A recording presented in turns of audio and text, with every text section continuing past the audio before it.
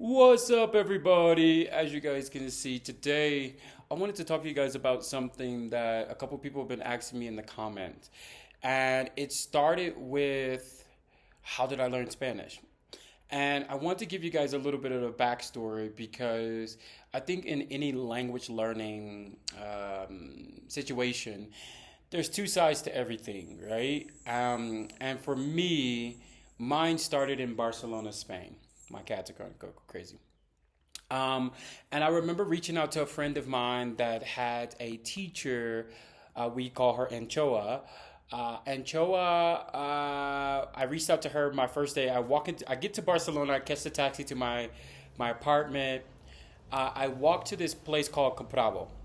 Now, Compravo is basically like a Catalan. I think it's Catalan store in Barcelona. You know, Catalan and Spain, two different things.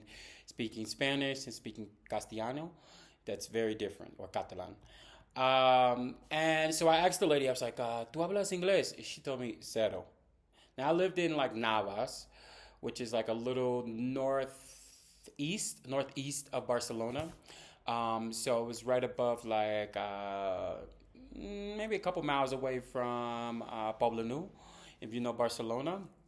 And I remember that day I called my friend, and immediately I told my friend, hey, I need a teacher because it was very important for me to, one, take advantage of the opportunity that I was going to be hearing Spanish as a primary language at least 12 hours a day. Anytime I left, if I was out at the beach, it was going to be Spanish, Spanish, Spanish, classes, Spanish. You know, everything was going to be in Spanish. So I said to myself, let's take this opportunity. I don't know how hard it's going to be. Let's do this. And if we can do this properly, we can really make this thing a thing. You know, you can really learn. Fast forward, I took some classes for, I believe, like 6 months. I reached out to Anchoa, booked classes for literally the following week, started my classes. Was it difficult? I knew the bases. I had the basics down, so that wasn't necessarily difficult for me. It was just more so when you got into the conjugations, or what's it called, perfecto. It's basically how things the order of the sentences. And a lot of times when they're speaking Spanish, they're speaking about the subject and then the the characteristics of the subject. Whereas in English, we talk about I may say the black cat. I may say the characteristics of it first, and then say what the subject is. And what it was is they did it completely different. They did it different. So it was much different for me. It was a little bit discouraging at first because it was a lot of times it was a lot of lonely conversations that I didn't know I didn't have or I wasn't part of. And then I made the move to Mexico. And when I first got here, I remember, ¿A dónde vienes? Is the question that somebody asked me. And I remember saying, Barcelona, Barcelona. And it's like, what?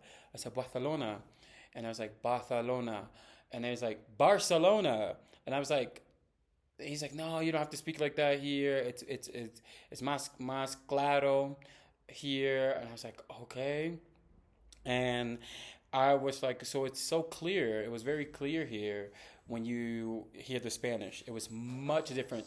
And I like to equate it to how you may view um, British English versus American English. It's literally like that to me. Like in my brain now, especially when you get into like not the subgroup, but different groups, the Argentinians, the Colombians, the Venezuelans, the Peruvians, or the Chilenos, all of them speak so much different, and you kind of catch the feel. But if I had to say, I love how Mexicans speak and I love how Colombians speak. But when I got here, it was like learning all over again. I had been in Barcelona learning for 2 years. A lot of my friends actually spoke, so I was like, "Oof, how do I capture this essence again in Mexico?" And I have to give it to Mexico. Mexico, I know it's the widely translated. Like if they do like the dubbing, it's Mexican or Latin American Spanish versus anything else. And for me, To be honest, I've been able to catch on a little bit more because they have a little more slang, they have a little more chill tones. So for me, it made it a little bit easier for me to overall to learn the language. And I just want to let anybody know, if you want to learn, it's literally every day. I did things like go to the supermarket every day. I never bulked, like shopped in bulk, because I never wanted it to be a point where I wasn't actively learning. So even if I didn't know what some things meant, like at the moment, what would happen is I would hear it over and over, and I would be like, okay, how are they using that? And then I would start using it in the same way. I remember one time two of my friends tried to correct me, but it was like a word that they used, probablemente. And I was like, probablemente. They're like, people don't use this. They say quizás or tal vez. And I'm like, but probably it's the same thing. And then I started hearing politicians say probablemente, and I was like, oh, you motherfuckers lie. So I know some people will just kind of find your groove and what works for you, and I promise it's going to be an easy experience. But again, I did it because I wanted to respect different countries. I did not want to come in as an entitled American that didn't wanted people to cater to me, and I didn't want that. I didn't want that at all.